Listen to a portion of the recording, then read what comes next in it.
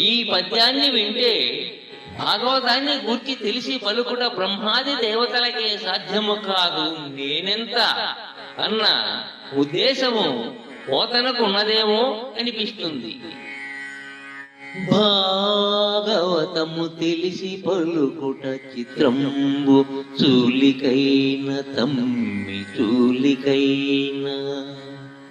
భాగవతము తెలిసి పలుకుట చిత్రంబు చూలికైన తమ్మి చూలికైన.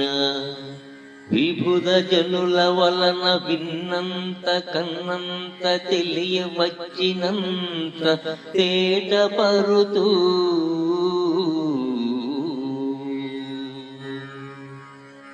అయితే చిత్రమేమంటే భాగవతాన్ని చక్కగా సమగ్రంగా అర్థం చేసుకున్నాం అని ఎవరూ చెప్పలేరు.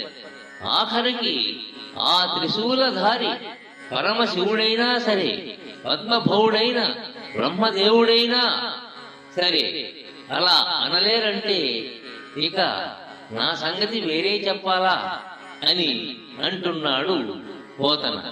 అయినా పెద్దల వల్ల ఎంత విన్నానో, వారి సన్నిధిలో ఎంత నేర్చుకున్నానో, స్వయంగా ఎంత తెలుసుకోగలిగానో అదంతా తేట తెల్లమయ్యేలా చెబుతాను అని వినయంగా తెలియజేస్తున్నాడు పోతన ఈ పద్యంలో.